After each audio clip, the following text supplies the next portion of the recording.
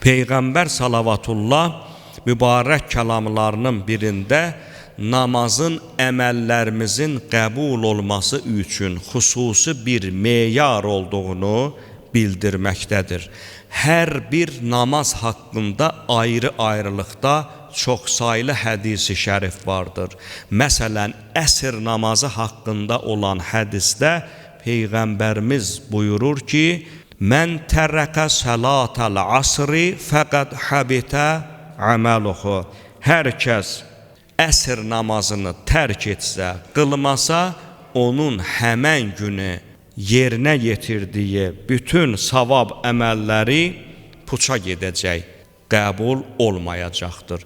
Deməli, əsr namazımıza xüsusi diqqət edək, onda nə sir varsa, bizim gün ərzində etdiyimiz əməllərin qəbul olmasına xüsusi bir dəstəyi var o namazın, köməyi var o namazın. Deməli, əsr namazında daha diqqətli olmalıyıq. Peyğəmbər salavatullah hər namaz vaxtı bir mələyin təyin edildiyini mübarək kəlamlarının birində belə buyurur. İndi deyəcəyim hədis həm də onu göstərəcək ki, namaz vaxtlarında cəhənnəm odu xüsusi olaraq alovlandırılır. Həzrət mübarək kəlamlarının birində buyurur ki, "İnnə lillahi mələkən yunadi fi vaxtis salat." Allahın bir mələyi vardır ki, bütün namaz vaxtlarında belə nida edər: "Eyyuhən-nas, ey insanlar, qumu ilə tifai niranikum." Qalxın, öz odunuzu söndürün. Hər namaz vaxtı xüsusi bir mələkdir. Biz eşitmirik o mələyin səsini, çünki bizim idrakımızın fövqündədir. O səsə biz tab eləyə bilmərik. Başqa bir hədisində namazın tərk edilməsi cənnət ətrinin duyulmasını belə həmin insana qadağan ediləcəkdir deyə Peyğəmbərimiz buyurur: "Tərikus salati ləm yəcid rihəl cənnə." Namazı tərk edən şəxs cənnətin ətrini belə duymayacaqdır. Başqa bir hədisində Peyğəmbər salavatullah namazı dinin sütunu adlandırır.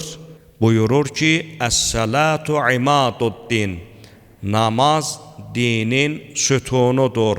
"Fəmən salleyha əqaməddin." Kim namazı qıldısa, dini dirçəltdi. "Mən tərəkəhə fəqəd hədəməddin." Kim namazı tərk etdisə, o artıq dinin evini yıxmışdır. Dini yerlə bir etmişdir. "Leysə minni mən istəxəffə bi salatih." O şəxslər ki, namazlarını yüngül sayarlar, namazı yüngül saymaq, namazı qılmamaq mənasında deyil. Namazı yüngül saymaq o deməkdir ki, vaxtında qılmır. Vaxtı var, fürsəti var, azan verilib, adam hələ öz işi ilə məşğuldur. Bu namazı yüngül saymaqdır. Və yaxud da namaza hazırdır, namaz qılır, amma fikri, zehni tamamilə başqa yerlərdədir.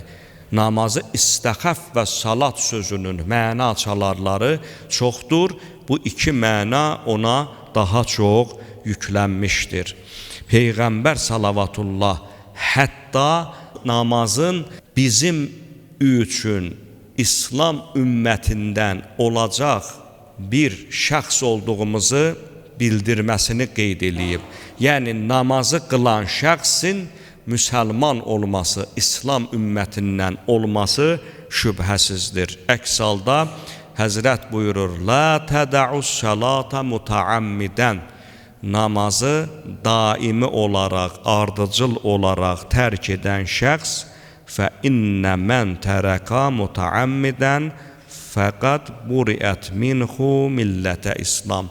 Namazı ardıcıl şəkildə tərk etməyin, çünki kim bu işi görsə, İslam ümmətindən kənar olmuşdur.